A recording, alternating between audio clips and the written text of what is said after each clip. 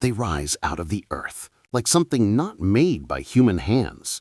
Gigantic churches cut downward into solid volcanic rock, carved with impossible precision.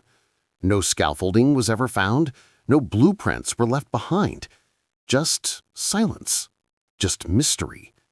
These are the rock-hewn churches of Lalibela in Ethiopia, and they are perhaps the most haunting reminder of a past that refuses to explain itself. But Lalibela is not just a marvel of architecture. It is a riddle that connects to something far older, something far more powerful, something that may even hold the key to one of the world's greatest legends, the story of the Queen of Sheba and the Ark of the Covenant. The Bible whispers her name. The Quran sings of her wisdom.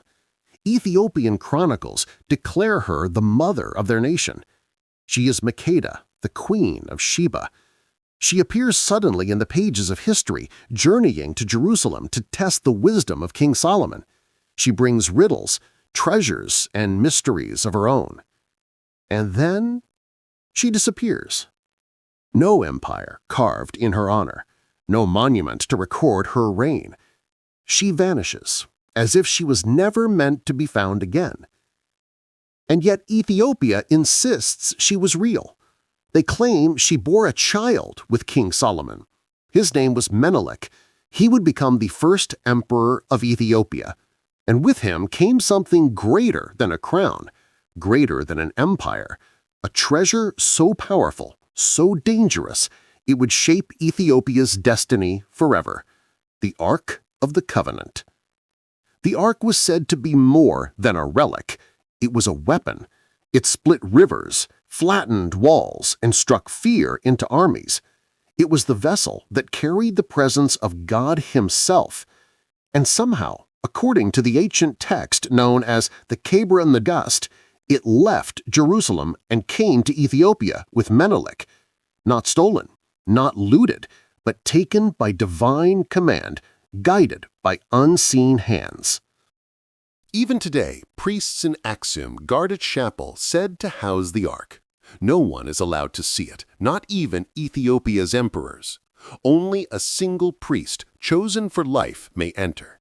He never leaves the chapel. He never shows the Ark. He lives and dies with the secret.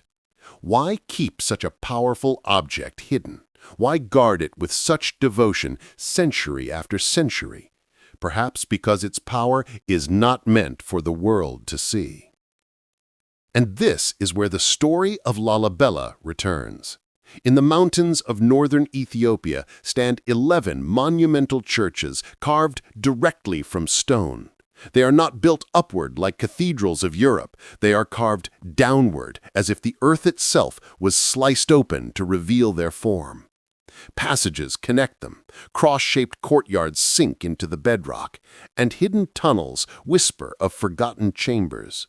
Local tradition says they were built in the 12th century under King Lalibela.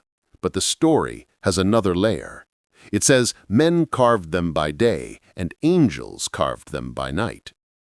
Archaeologists can't explain the precision. The scale is overwhelming. To carve even one of these churches would take decades, if not centuries, using medieval tools. And yet 11 of them rise from the rock, perfectly aligned, perfectly executed. The mystery deepens with the layout. The churches mirror the holy city of Jerusalem. Even the river Jordan is carved into the stone. Why would a king in Ethiopia recreate Jerusalem in Africa? Unless he was protecting something holy. Unless he was safeguarding the Ark itself.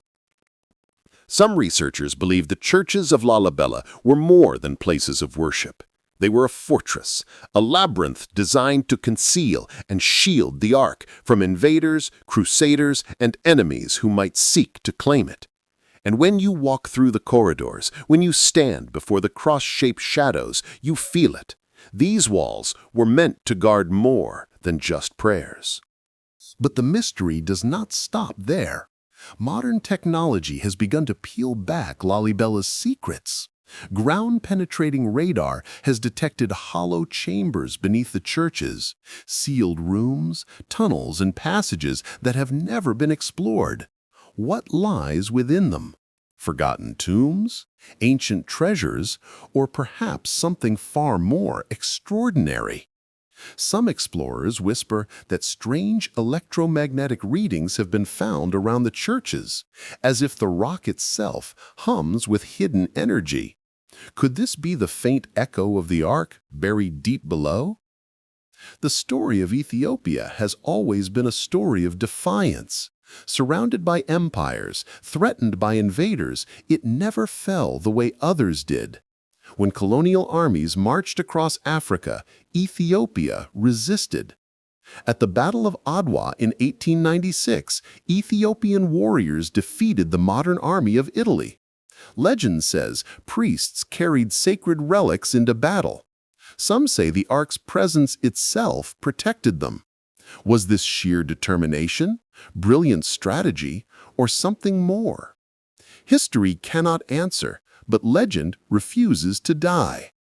Tourists who visit Lalibela today marvel at the impossible scale of the stone churches. They take photos, whisper in awe, and leave with questions unanswered. But for those who live there, the story is not simply history, it is faith. Ask the priests, and they will tell you the churches were built to honor God.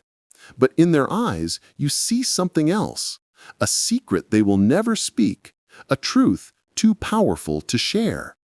Could it be that beneath the dust of Ethiopia lies the greatest treasure humanity has ever known? Could the Queen of Sheba truly have been the mother of a bloodline chosen to protect the Ark of the Covenant? Could Lalibela's silent walls be more than stone, but guardians of something otherworldly? We may never know. Perhaps the Ark will remain hidden forever, buried beneath stone and shadow. Perhaps the churches will guard their silence for another 1,000 years. But one thing is clear. Ethiopia's story is not just Africa's story. It is humanity's forgotten chapter. A reminder that history is full of secrets that refuse to stay buried.